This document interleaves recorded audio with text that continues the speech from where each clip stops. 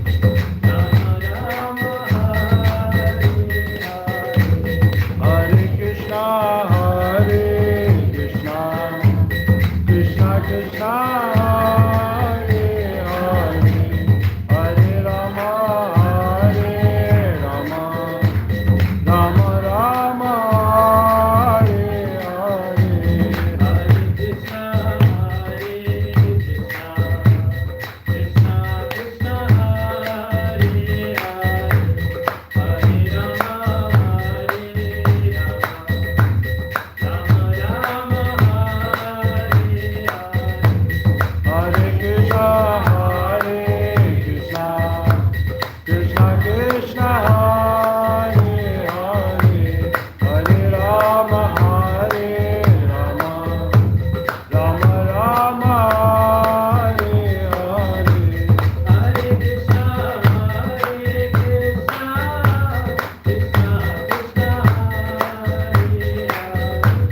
Hare Rama, Hare Rama, Rama Rama, Hare Hare, Hare Krishna, Hare Krishna, Krishna Krishna, Hare Hare, Hare Rama, Hare Rama, Rama Rama, Hare Hare.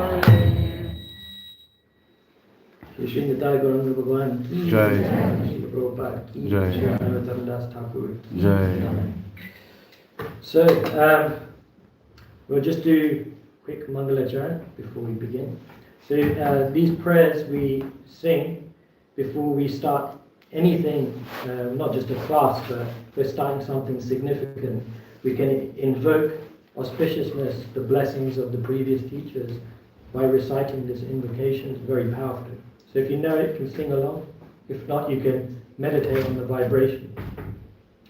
Om Jnana Timirandasya Jnananjana Shalakaya Chakshurunmilitam Yena Tasmai Shri Gurave Namaha Shri Chaitanya Manobhishtam Sthapitam Yena Bhutale Swayam Rupa Kadamayam Dadati Swavadantikam Vandeham Shri Guru Shri Yudhapadakamalam Shri Guru Vaishnavamscha Shri Rupam Sagrajatam Sadhana Raghunatam Vidantam Sajivam Savedam Savadutam Harijana Sahitam Krishna Chaitanya Devam Shri Radha Krishna Padam Sadhana Lalita Shri Vishakam Sya He Krishna Karuna Sindhu Dinabandhu Jagatpate Gopesha Gopika Kanta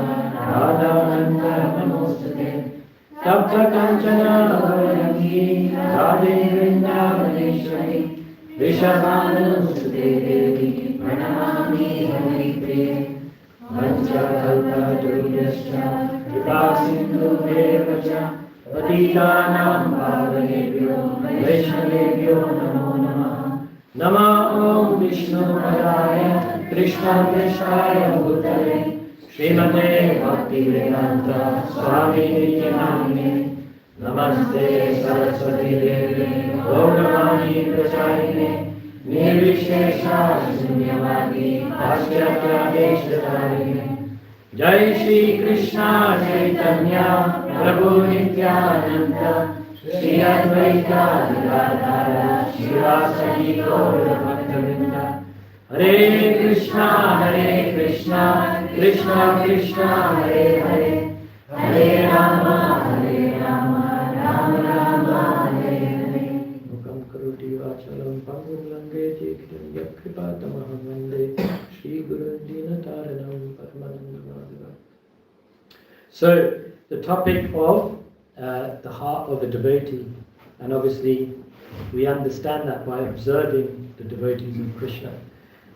So these are some few lessons. It's the story of Narottam Das Thakur in a very succinct. Obviously, there's a lot more to the next 45 minutes, and I would highly recommend you read about Narottam Das Thakur. Actually, my favorite book ever is of this life of Narottam Das Thakur. It's such an amazing book. Highly recommend. We're going to read from it today as well. Because the section that is described in this book, I would never do it justice. So it's better that I just read that section out to you. Very, very powerful. So, Krishna, when he descends into the world, he does so out of pure compassion for the fallen conditioned souls. Because Krishna is Atmaram. He is self-satisfied. He doesn't need anything. He's completely satisfied, but he chooses to appear for two reasons. The first reason is to re-establish dharma, to re-establish religious principles. And the second is to awaken divine love within the hearts of conditioned souls. So they're the two reasons that Krishna appears. Yet Krishna's most intimate descent is not as the majestic ruler in Dwarka or the young youthful cowherd boy in Vrindavan, but as Sri Chaitanya Mahaprabhu. He's the embodiment of divine love himself. And he appears in this age of quarrel and hypocrisy. He appears in this age of Kali. And the Lord doesn't appear to slay the demons like Krishna does, with weapons at least. He comes to conquer our hearts through the weapon of the holy name. So Lord Chaitanya brings the holy name. And Sri Chaitanya Mahaprabhu, he revealed the highest treasure. He revealed the highest spiritual truth and made it available to everyone through the avenue of Prema Bhakti, or pure love for Krishna. But even more profoundly, he showed that love can be shared through Nam Sankirtan, through the chanting of the holy name, the congregational chanting of Krishna's names. And to ensure that this divine gift would continue long after he leaves this world, Mahaprabhu empowered a lineage of teachers to spread this message. So each one carried his mood, his teachings, and his compassion.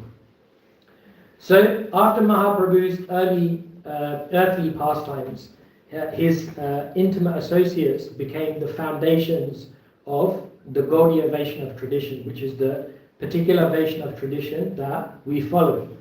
So Sri Nityananda Prabhu spread, there's a picture of Nityananda Prabhu there. Nityananda Prabhu is also on our left-hand side of the two deities. One is Chaitanya Mahaprabhu and the other is Nityananda Prabhu. So Nityananda Prabhu, he spread Mahaprabhu's mercy throughout Bengal. So that was one of his missions. And he's especially known for uplifting those who are fallen and forgotten. Nityananda Prabhu is especially known for giving his mercy to those who don't deserve it. And Nityananda Prabhu especially go to those types of people. And then you have Sri Advaita Acharya, whose heartfelt prayers got the Lord to descend in the form of Sri Chaitanya Mahaprabhu. And he continued to inspire others to embrace the process of bhakti. Then we have on the screen the 6 Goswamis of Vrindavan, led by Rupa and Sanatan in the middle. So when we worship on the altar there, you have Prabhupada on the bottom left, and you have his guru and so on. And then after Jagannath Das Babaji Maharaj, there's some gap, but then essentially there's the 6 Goswamis there, and then obviously the Rupa and Sanatan and some of the Goswamis were directly instructed by Sri Chaitanya Mahaprabhu himself. So they translated and compiled literature from Mahaprabhu's teachings. So they established philosophy, they established temples, scriptures, all the holy places that we see. Actually, an interesting point is that although the Goswamis are in our particular line, all the Vaishnavas, in whatever line they're in, if you go to Vrindavan, you have a debt of gratitude to the 6 Goswamis. Because, not just the 6 Goswamis, but other personalities as well, because Vrindavan was just a jungle. It was like, after some time it had just grown over, no one was there. And some of the saintly personalities sent by Lord Chaitanya re-established Vrindavan as a holy place. So even if you're not a follower of Gaudiya Vaishnavism, we have a debt of gratitude to these exalted personalities. And then as time went on, after the 6 Goswamis, a new generation arose to carry on the mission of Lord Chaitanya, or the mission of the Goswamis. And their particular mission, the next generation, was to spread these teachings throughout India.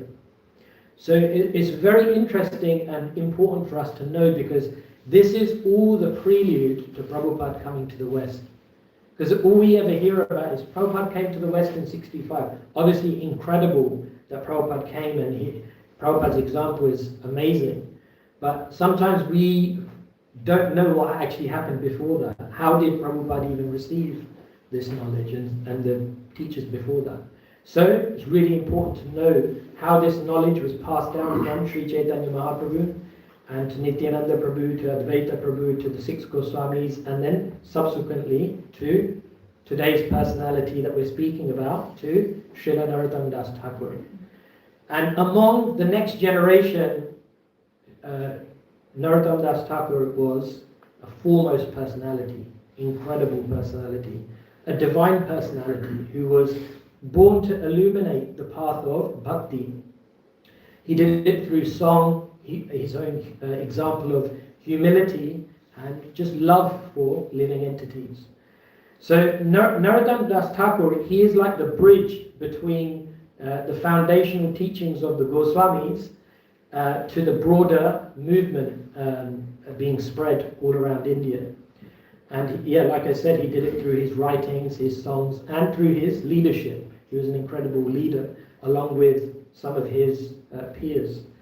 And today we're going to be covering 6 really important points about Narottam Das Thakur's life that I think are really important for us to remember and to know. So, the first point is that Lord Chaitanya specifically singled out Narottam Das Thakur.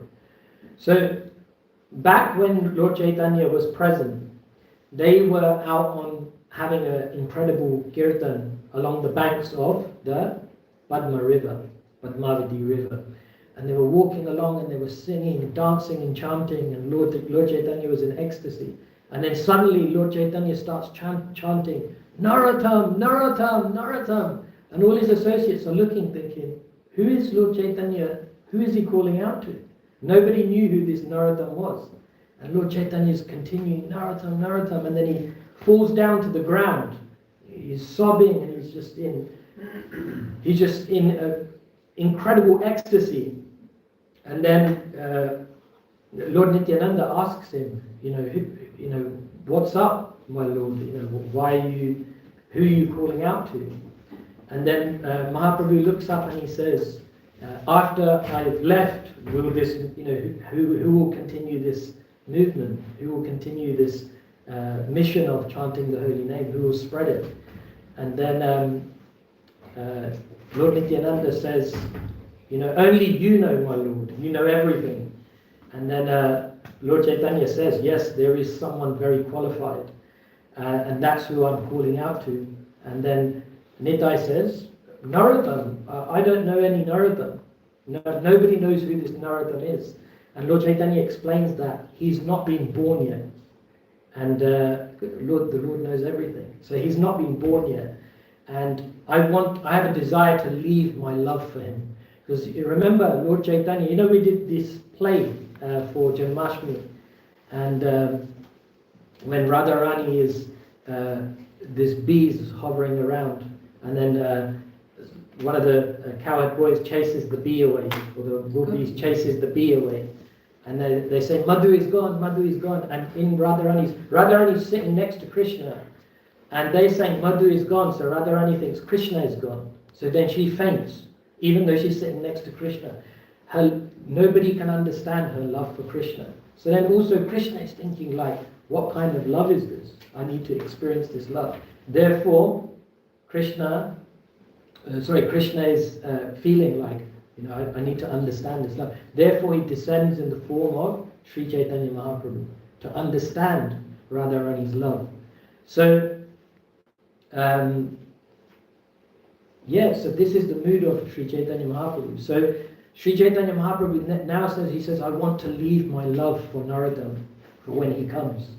So then all the devotees, they walk with Lord Chaitanya into towards closer to the bank of the Padmavati river, and Lord Chaitanya enters in and he walks inside on his own, and everyone's just looking on. And as Lord Chaitanya goes in, this is a river, but these waves start to come, starts to rise, and then Goddess Padmavati comes and she meets Lord Chaitanya. And Lord Chaitanya explains that I want to leave my love, and when this devotee Narottam comes, I want you to give my love to him.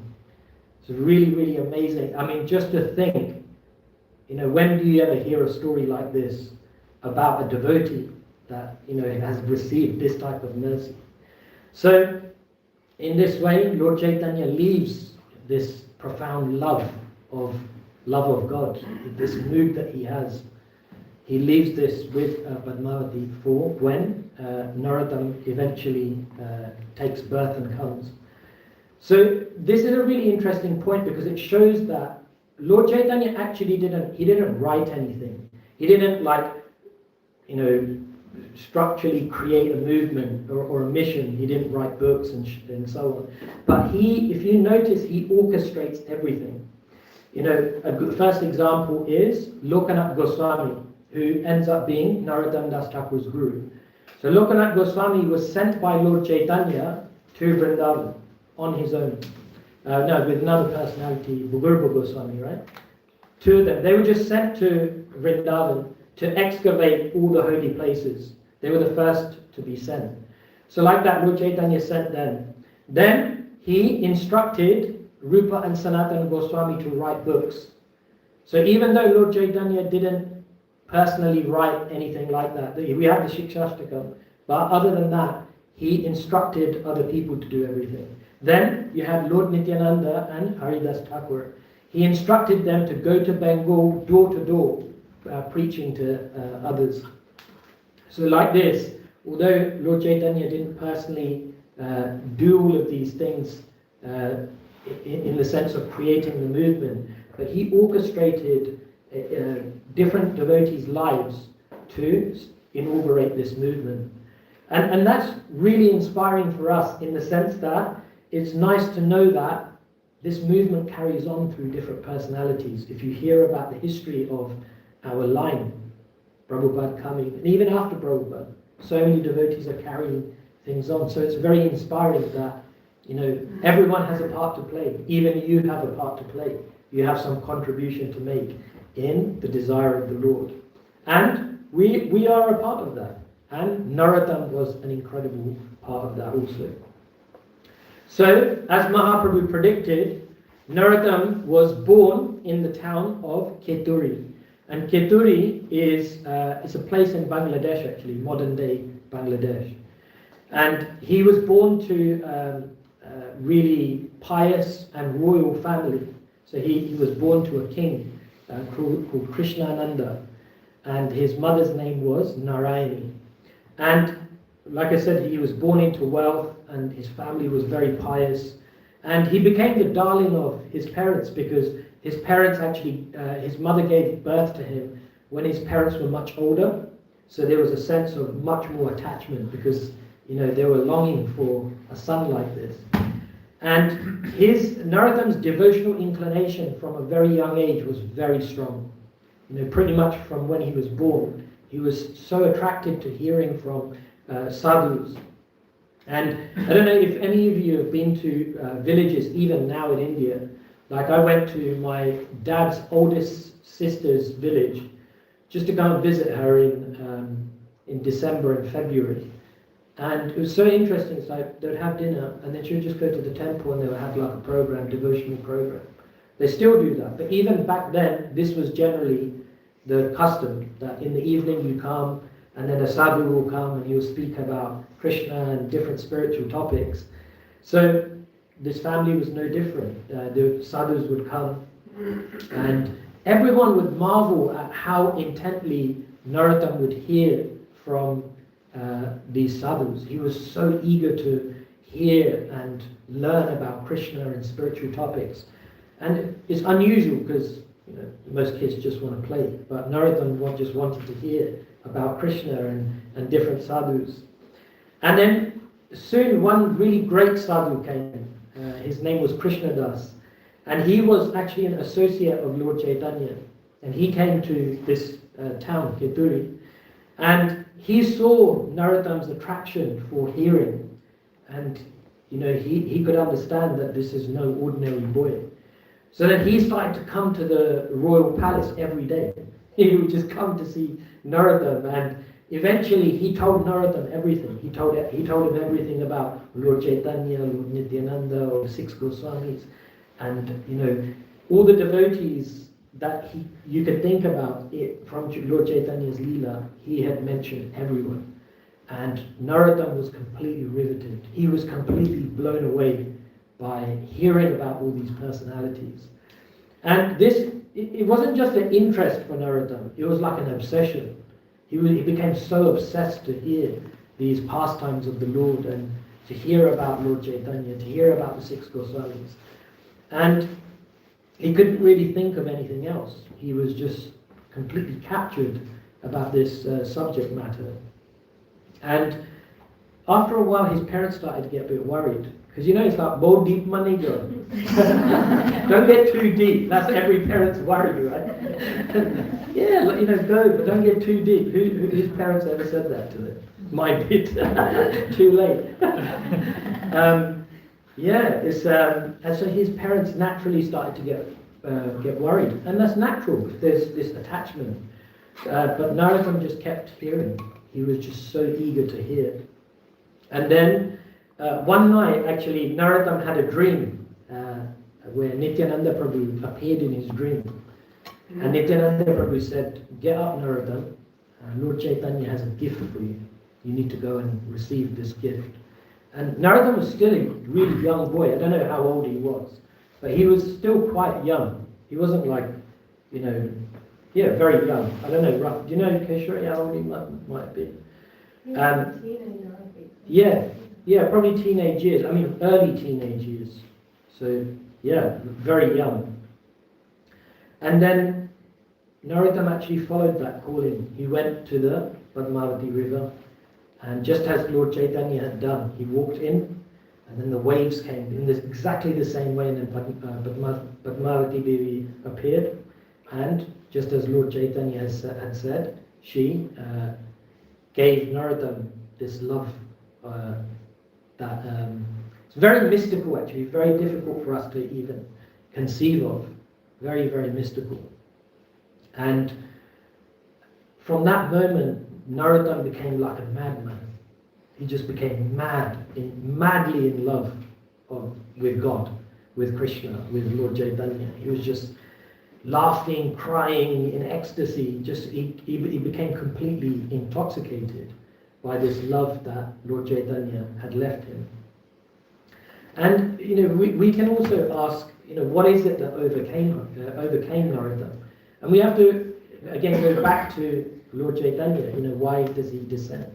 What is that ecstasy that Lord Chaitanya is feeling? Is ultimately this is what Radharani feels for Krishna, and this is what was touching Narottam as well. Lord Chaitanya had personally left this. This is unprecedented. This never happened before and didn't happen afterwards. Unprecedented. Narottam is such a unique personality in this sense.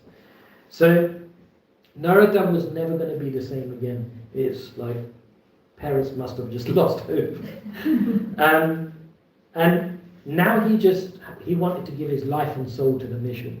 That was it. Now he's gone and received Lord Chaitanya's gift.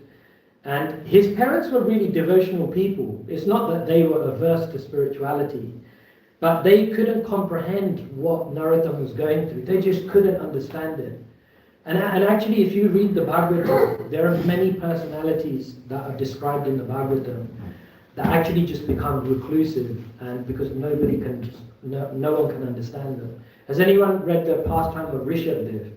Anyone heard the pastime of Rishabdev? We've read this in Sangha. And now Rishabdev is such a great example. Of course, he's the Lord, but he's so he's just like in the corner, and people just think he's a tramp. You know, and people just ignore him, and because they just cannot understand, they cannot conceive of what it means to be in this state of consciousness. So in a similar way, Narottam was like a madman, just so intensely in love with the Lord.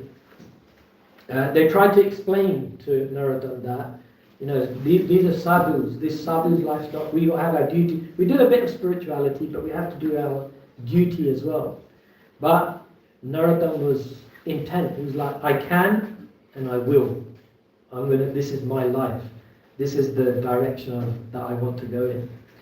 And eventually, actually, his parents went and got guards to make sure that Narottam doesn't end up escaping or doesn't make a quick exit and leave the royal palace. And even though they had guards, he got away. He left. And Narottam left in the middle of the night. He had this calling to go to Vrindavan. So he left in the middle of the night, and he didn't go on the main route to Vrindavan. And just considering, we're talking about Bangladesh here, and he's going to Vrindavan. Think how far that is.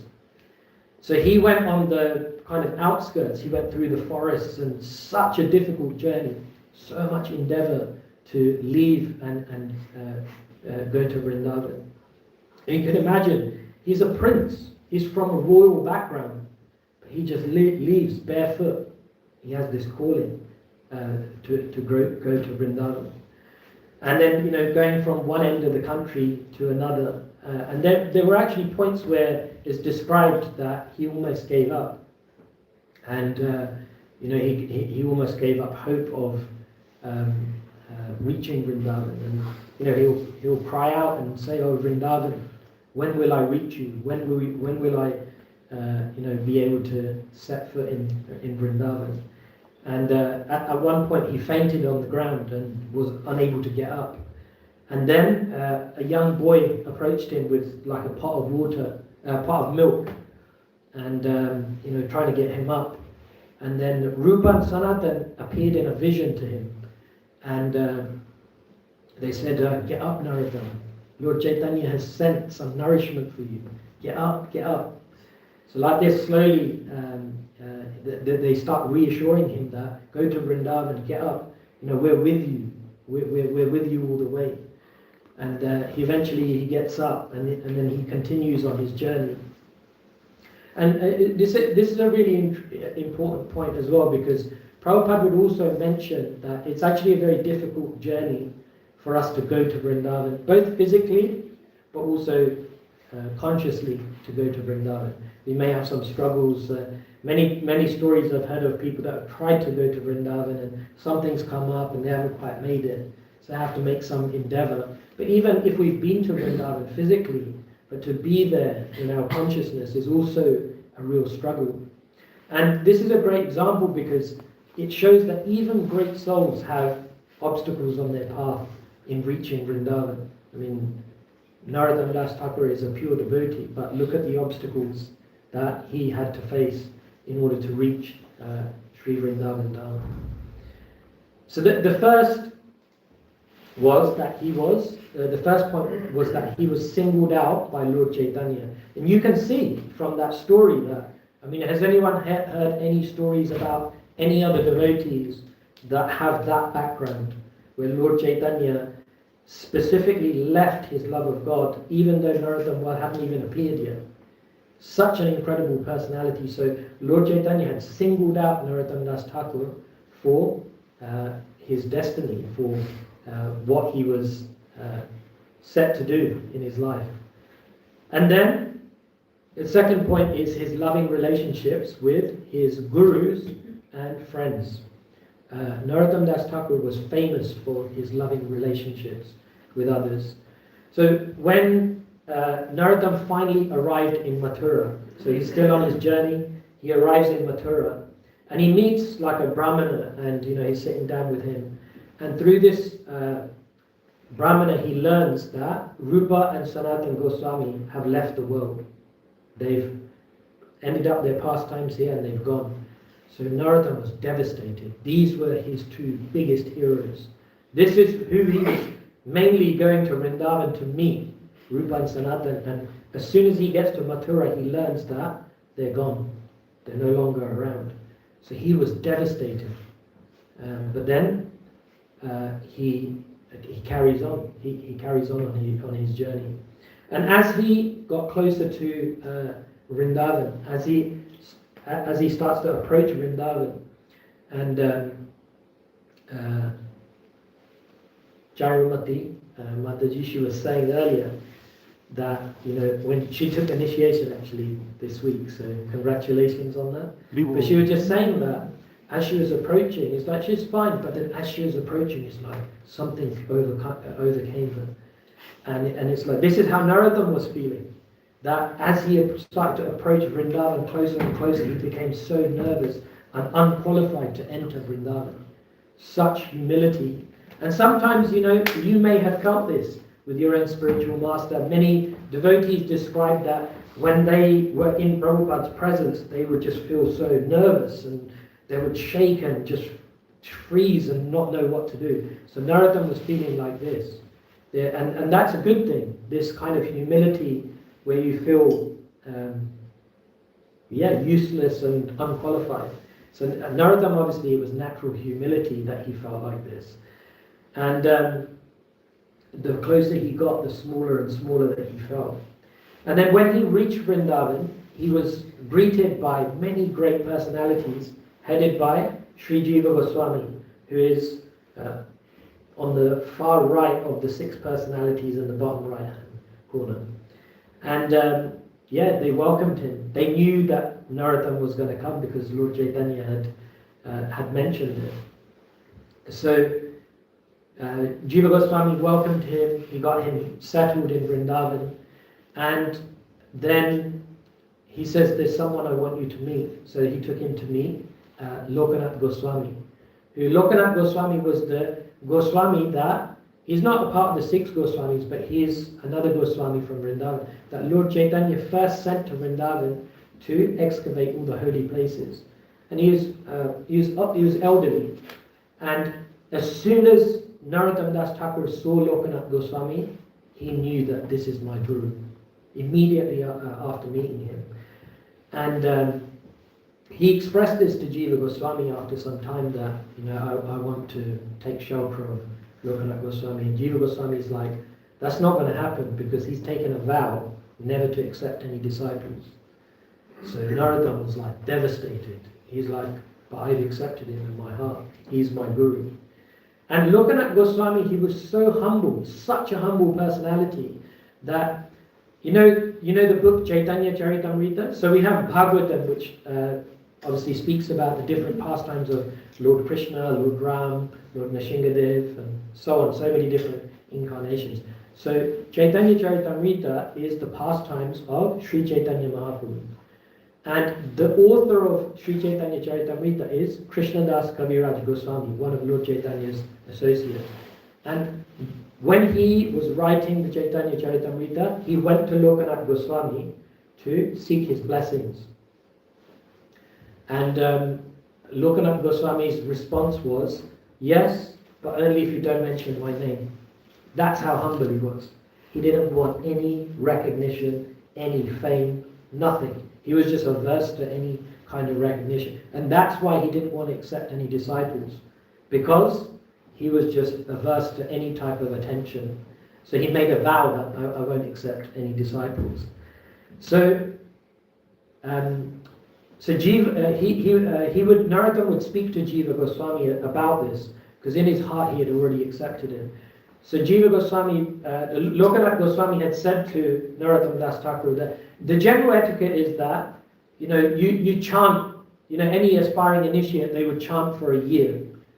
You first have to chant for a year and then you become eligible for initiation. So then Narottam took it as like an instruction. So he chanted for a year. And then a year passed and he said to Jiva Goswami, he's like, it's been a year, but he doesn't seem any change in Lokanath Goswami. He's not giving any indication. So Jiva Goswami says, maybe, render some service to him. He said he's so humble, he doesn't accept any service from anyone. And then Jiva Goswami said, you have to find something that you can do. So Narottam Das Thakur, he would wake up really early, like hours before sunrise. And then the first day he went and he just observed. He observed what Lokanath Goswami was doing. He would stand at a distance. And Lokanath Goswami, he would just sleep on like some leaves. Very simple. He'd just have like a cloth. He would wash the same cloth after he's bathed. Very simple personality. And he would just observe him. And then, he would sit down and watch him when he would chant. And then the next day he came a little bit earlier. And what he would do is the place that Lokanath Goswami would go for evacuation, he would go and clean that place up. Narottam Das Thakur would go and clean that place up. He would bring some mud to water so that Lokanath Goswami could wash his hands. And he would just clean everything up. And then after a while, Lokanath Goswami noticed, every day everything is just so clean. Someone is surely coming to do this. So then one day, after a few months had passed, Lokanath Goswami, he waited, and then he noticed, who's there? He calls out, who's there? And Narottam slowly comes out, and then he chastises Narottam. He goes, how are you offering me service? He goes, you're a prince. I'm a nobody. Why are you offering me service? He's so humble that he's chastising someone for offering him service. And Narottam is pleading with him. He's like, please, I've accepted you as my spiritual master. Please accept me. And he's like, no, I cannot accept you. I've made a vow. He tells Narottam to go away. And then the next morning, Narottam comes back again. But then this time he saw that Lokanath Goswami was waiting for him. And then he calls him over and then he says, yeah, I'm happy to accept you as my disciple. And Narottam Das Thakur, he made Lokanath Goswami break his vow. And sometimes we think, how can he break a vow? But even Krishna broke his vow. Krishna broke his vow out of love for his friend and devotee Arjuna. So it's such an amazing example of love that, he, out of the loving mood that Narottam had, he made Lokanath Goswami break his vow, and he accepted him as his spiritual master, as his disciple. And then Lokanath Goswami, actually, this is a very interesting point, that he took initiation from Lokanath Goswami, but pretty much immediately he handed him over to Jiva Goswami. And most of Narottam's instruction and life mission came from not his Diksha Guru, but his Shiksha Guru. So all of his Shiksha came from Jiva Goswami. And Jiva had the responsibility now, because the other Goswamis had left. Jiva had the responsibility now of looking after the temples, compiling the books. And Jiva knew that he has to train up the next generation. There's not much time. So he knew he had that really great responsibility to train up who was next in line. And then at this school of Jiva Goswami, Narottam Das Thakur met another two devotees, Srinivasacharya and Shyamananda Pandit. And these three are the very famous trio. They actually go together.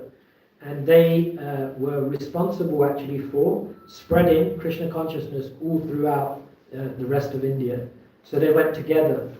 And they supported each other and served each other with love and respect. And if you read about them and hear about them, you'll see this is actually the way to develop friendship in Krishna consciousness, how one should serve together in humility, respect and love.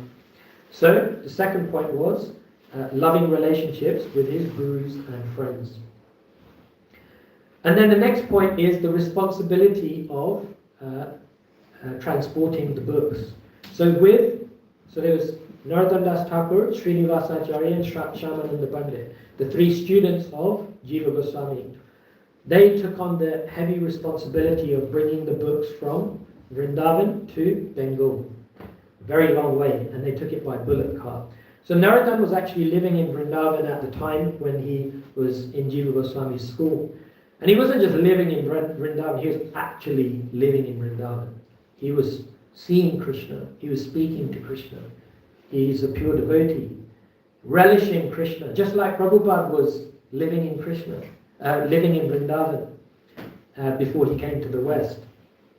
And suddenly, during, or maybe just before Kartik, Jiva Goswami announced that he wanted to do a big festival. And all the sadhus, they knew that there was some deeper reason behind Jiva Goswami arranging this gathering. And then they invited all the sadhus and everyone to come together.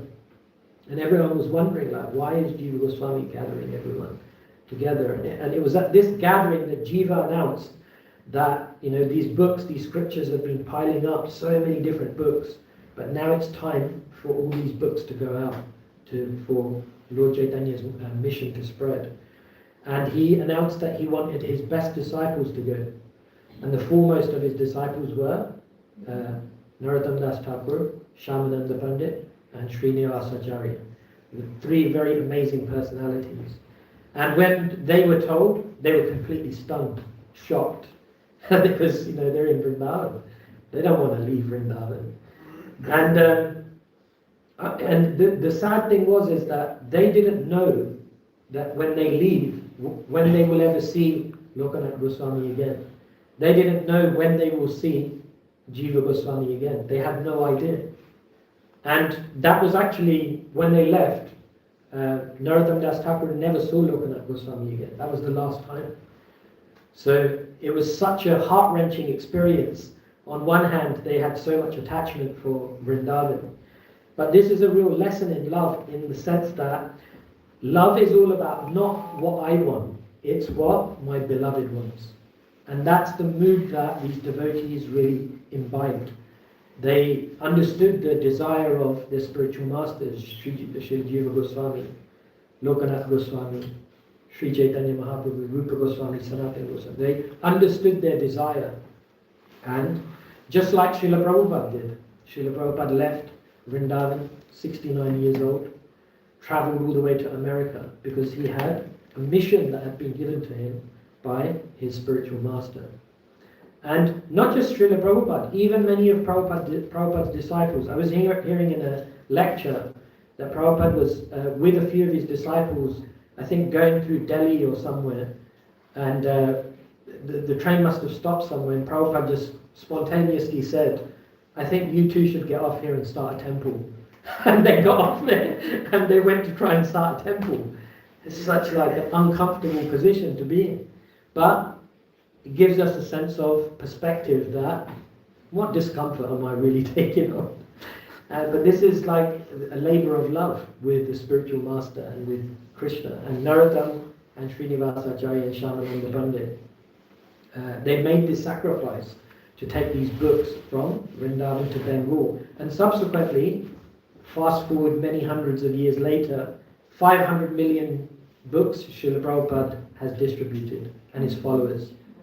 So it gives us a sense of perspective that when we're going out distributing Prabhupada's books, this is the prelude. It's actually 610 million 600, now. yeah. Yeah, 610. Yeah. Wow. Yeah, see? But it gives you a sense of perspective that, you know, this is where it all started.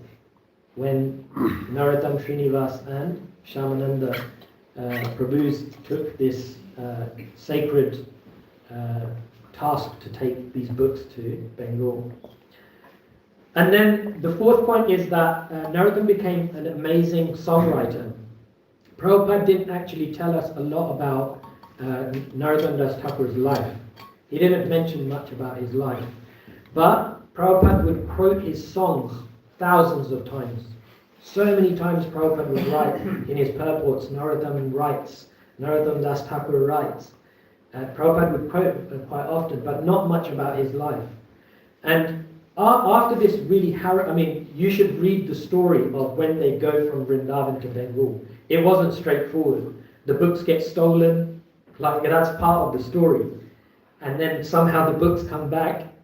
So it was a very heart-wrenching story. But after this harrowing journey, they reach Bengal, and he after some time, Narottam starts to compose songs that were relatable to people. They were simple, but very deep philosophy. So it's very interesting that he chose this way of spreading Krishna conscious philosophy. And it was a very unique way to spread Krishna consciousness at the time. And then there are many different categories of songs that he would write. One is called Dainya Bodhika. Dainya Bodhika means Dainya means humility, but it's not like an ordinary humility. Dainya is a type of humility that comes when one has prema bhakti. So you might hear in some of his songs that I'm like the lowest of the low, and I'm the most fallen, and like sometimes we may think like, how can someone, like, it just sounds like low self-esteem. But the important point to note here is that when one is on the platform of prema bhakti, the type of humility that is cultivated is very difficult to understand. And this is the platform that Narottam was on. So he would write many songs like this that had profound humility, dainya. And it was actually a profound spiritual state when he would express songs like this. Very difficult for us to understand because we have our particular concept of humility. And then there's another category called Lala Samai. Lala Samai is songs that are speaking about a longing for Krishna. So some of his songs will have this type of mood. So he will write some songs like this. When will tears come to my eyes? When will I really be able to chant the holy name? So he'll compose songs that are about longing for Krishna. And then there's other songs that he will write that are describing the spiritual world. There's other songs that he would write that would be glorifying other Vaishnavas. So these songs helped others to understand the Gaudiya Vaishnava philosophy, the Siddhanta. And then Narottam gradually after, he was compiling these songs, but he went on pilgrimage to Jagannath Puri. He went to Navadvip. He went to Ekachakra. And he got inspiration from traveling to these different places. And Prabhupada also mentions that we should also go on pilgrimage to get a sense of inspiration. When we go to Vrindavan, we don't just go as tourists. We go to get inspiration. We go to hear from realized personalities. And Narada was no different. He went on pilgrimage and he got this inspiration. And this inspiration that he got was to bring everyone together. Because at this time, you got to understand that Lord Chaitanya had left circa 40 odd years ago. The head of the Goswamis, Rupa and Sanatan, had just left. So, there was this kind of mood that there wasn't so much of a togetherness, there was some difficulty. So Narottam was inspired to bring everyone together. And that comes to the fifth point. He brought everyone together and inaugurated the first Gaur Purnim festival. Gaur Purnim is the appearance day of Sri Chaitanya Mahaprabhu. So Narottam Das Thakur was the person that inaugurated this great festival. And think about this, that Lord Chaitanya had left 40 years ago. So the first proper Gaur Purnim festival was 40 years after, roughly 40 years after. So Narottam was like, he was an acharya. And what do acharyas do? They do revolutionary things. They innovate, and Narottam was no different. Prabhupada was like this. He would innovate and try things that had never been done before. So all the devotees came from far and wide, from all different places. All the sadhus came to gather for this great Gaur Purnim festival. And the festival, it was a resounding success. And as this festival went on, and this is the part that I really want to read out, because it is so amazing that if I said it, I wouldn't do it justice. This, when you hear this, it's going to make you want to buy the book. So this festival is going on, and then the devotees, they request Narottam to come forward and lead the kirtan. They're requesting Narottam, please come and lead. And so we're going to read from this part of Narottam leading. The installation complete, Srinivas turned to Narottam, you should begin your kirtan now. Narottam turned to Devdas and said, tell Ballabha, Gokula and Gauranga to come forward. The musicians carried their instruments into the courtyard, and Narottam joined them. Carrying incense and flowers to worship the mridangas and kartals before beginning. The crowd pushed forward, straining to get a better view. After completing the puja, Narottam garlanded each one of the musicians and smeared their foreheads with sandalwood paste.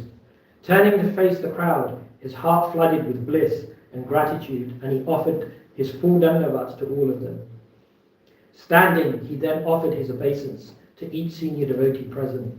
Circling the courtyard with great humility, rising and falling again and again as he bowed to each of the devotees. Finally, he turned towards the deities. With eyes filled with love, he called out, "O Gauranga, Nitai, please give us your blessings." Silence descended on the courtyard. All eyes were on Narottam's face. Taking the kartals in his hand, Narottam sat down in the center of the musicians and nodded to Devdas to begin. Narottam sat erect and his eyes closed.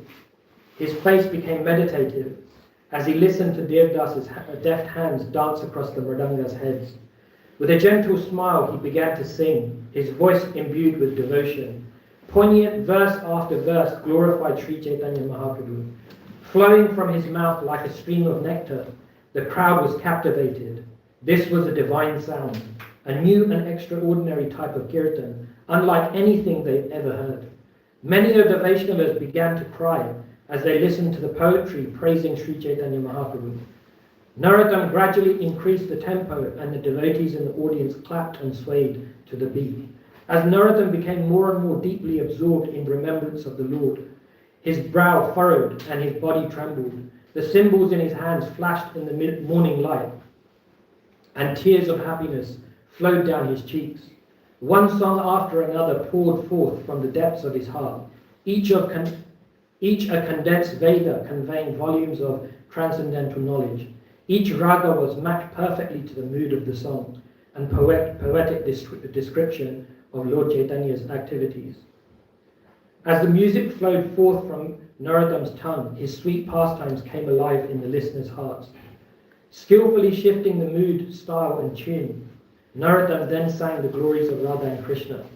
The inundation of pure sound flooded the courtyard with spiritual energy, engulfing the audience in bhakti. No one remained unmoved. All were swept up in the waves of Narottam's brain. Narottam was now oblivious to his surroundings, and he sang on, his body drenched in perspiration mixed with his own joyful tears. By now, many devotees were dancing, forgetting everything but the bliss of the kirtan. As Narottam continued, he noticed an extraordinarily sweet scent filled the air. This was clearly not the fragrance of the flowers or incense. It was an unearthly, intoxicating scent, which, as it swept through the crowd, caused row after row of devotees to swoon in ecstasy. Narottam realized that the fragrance was coming from the deities. With this realization, he felt a profound sense of separation from the Lord, and he changed the melody to match this mood. He thus led the crowd into an ever deeper state of spiritual emotion. The air became thick with the mood of separation until the devotees were so profoundly affected that it appeared that everyone was moving in slow motion, like wading through honey.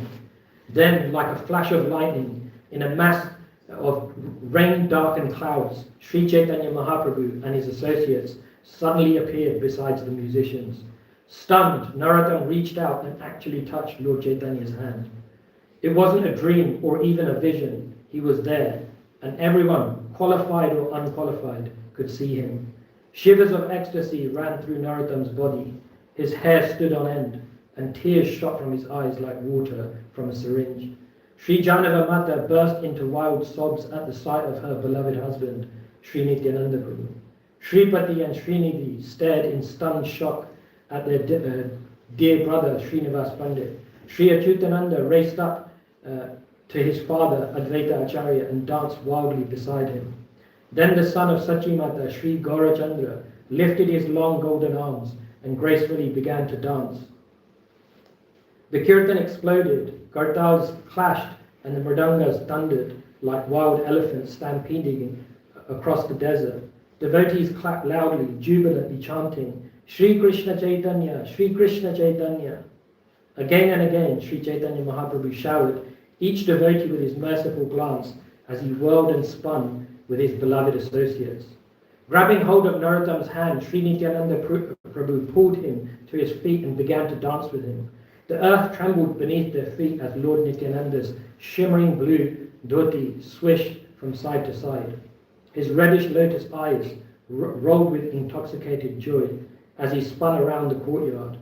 Nearby, Sri Advaita Chandra danced through the crowds of devotees while roaring like a maddened lion, and Gadadhar Pandit danced joyfully beside Srinivasa Acharya. Narottam's heart was bursting with ecstasy as he surveyed the assembled devotees. It seemed everyone was there, Rupa and Sanatan, Raghunath Das and Kashishwar Murari Gupta and Haridas, Sarup Damodar and Vakeshwar.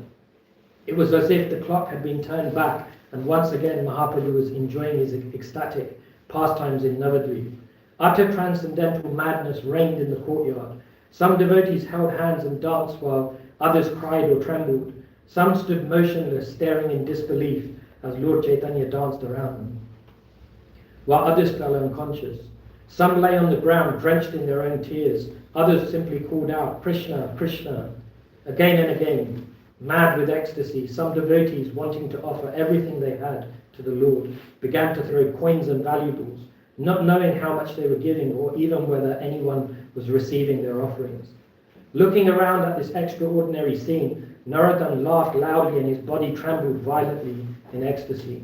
Then his lips began to quiver so rapidly that devotees near him said, "O Master, please stop, your teeth will break."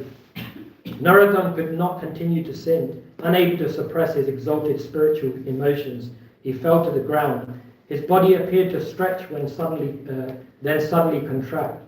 Witnessing this extraordinary ecstatic state, some of Narottam's disciples tried to hold him down, fearing for his life. Others fell at Narottam's feet, thanking him again and again for granting him this experience of unparalleled devotional love. The Mahasankirtan thundered on, and the devotees dove deeper and deeper into the pure nectar of the ocean of the holy name. Flooded by the waves of ecstasy, the chanters lost all sense of time, place, and bodily identification. They no longer considered themselves higher or lower, larger or smaller, younger or older. All material thoughts were eradicated. Philosophical misconceptions, doubts, and confusions were instantly washed away in the purifying waves of Kirtan, and Sri Chaitanya Mahaprabhu's family was united. Sri Chaitanya Mahaprabhu turned to embrace first Srinivas and then Narottam. Narottam didn't want the moment to end, but as quickly as they had appeared, the Lord and his associates vanished. A heart-rending wail of dismay rose from the crowd, and all was pandemonium. Some devotees fainted, while others fell to their knees, shedding tears so profusely that the ground became muddy. Some stood frozen like statues, staring with unblinking eyes at the spot where only a moment before the Lord had danced. Piteous cries rent the air. Nitai, Sri Krishna Chaitanya, Srivas, Murari, where have you gone? Mukunda, Narahari, please come back. Narottam lay unconscious, barely breathing. When he finally opened his eyes, a circle of anxious devotees stood over him. Srinivas held his hands and chanted softly. As Narottam came back to consciousness, he spoke lovingly. Narottam, you have received Lord Gauranga's topmost mercy, and you have given the greatest gift of love to everyone here. We are so grateful to you. Has anyone on earth ever seen or experienced such pleasure? Lost in ecstatic remembrance of the Lord, Narottam barely heard Srinivas's words. In the distance, he saw Srimati Janavamata approaching, and still quivering with emotion, he tried to raise himself in respect. Narottam, she said, tears welling in her eyes, we are all forever indebted to you for arranging this Sankirtan festival. Because of your intense desire, Sri Chaitanya Mahaprabhu and his entourage personally appeared before us, invoked by your pure chanting. Narottam simply bowed his head, muttering Gauranga, Gauranga over and over. Amazing, huh? How amazing is that?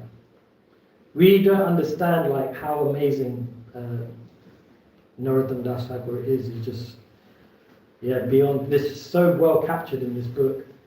And this important point about what it was that invoked Lord Chaitanya is really nicely captured in this quote by Bhaktisiddhanta Saraswati Thakur, who is Prabhupada's guru. He says, You cannot vibrate the holy name simply by moving the lips and the tongue. The pure name of Krishna is not lip deep, but heart deep. And ultimately, it goes beyond the heart and reaches the land of Krishna. And when Krishna comes down, the name comes through the heart and moves the lips and tongue. And that vibration is the holy name of Krishna. So it's like such an important point that it was Narottam's consciousness. It wasn't that he was a melodious singer, melodious kirtan that he would sing, but it was his consciousness that was, so many devotees were grateful to Narottam. So this is Narottam's style of chanting. It was heart deep. So we have to thank Narottam Das Thakur for the Gaur Purnima festival. Because of him, we get to celebrate every year, every day actually. And then the final point is his departure. His departure is also absolutely unique, just like he was. So after the festival of Gaur Purnima, Narottam Das Thakur made Keturi become famous. So after this Gaur Purnima festival, this place Keturi, so many people started flocking there. And Narottam Das Thakur, he established 6 deities there. And I think one of them's still there, right? A few of them.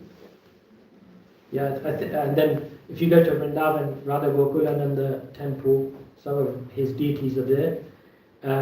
But eventually, Keturi became so busy that he wanted a bit of solitude. So him and his friend, Ramachandra Kaviraj, they moved a short distance away from Keturi in a little bhajan stali. And they would just spend some time absorbed there in a bit of privacy. And after some time, Ramachandra's spiritual master, who was Srinivasacharya, he requested him to come to Vrindavan. But Ramachandra knew that if he leaves Narottam Das Thakur, it's likely that he would just leave the world.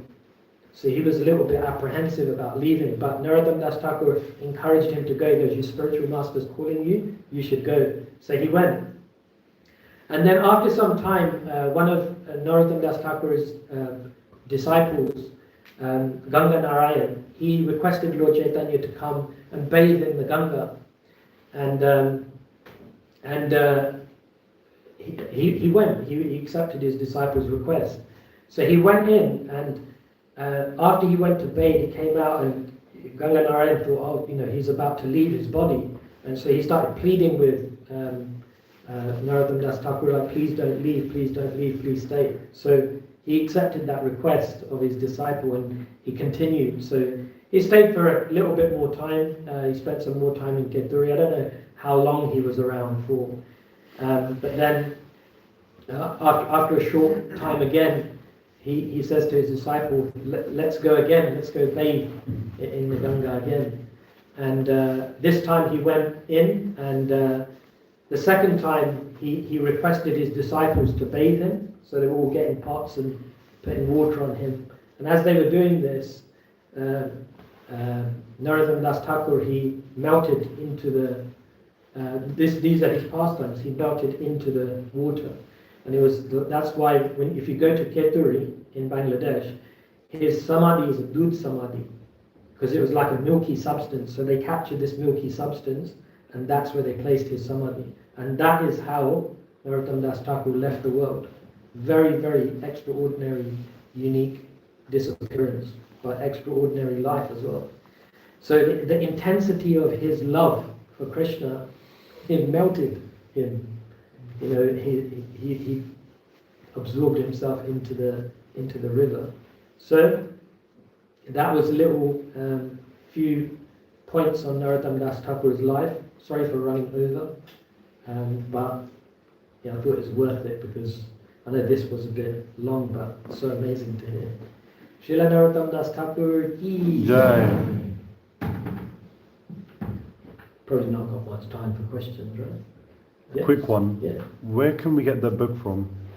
Not from me, because I have a message from the author. And I don't want to lose this book. Yeah, look.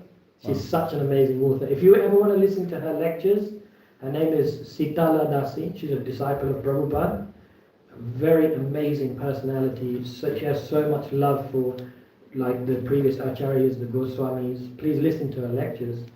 But yeah, you can, we're going to Vrindavan. Unless there's like 50 people to offer, we don't mind bringing a few books back, maybe 5 copies or something if people want. But actually a few years ago when she released the book, I actually ordered about 40 copies, but they went in about 5 days. But honestly, it's not an exaggeration. This is probably the best book I've ever read. It just captures you so like amazingly. Yeah. But yeah, you can get it in Vrindavan. You should be able to get maybe from the manor. But I don't know how many copies they've printed of this. But it's called The Glorious Life of Srila Narottam Das Thakur. Really amazing book. But this is only a little part of his life. There's so much more that I'm even qualified to speak about. But yeah. Okay. Thank you. Srila Prabhupada ki Jai. Srila Narottam Das Thakur ki Jai. Can we get 3 very loud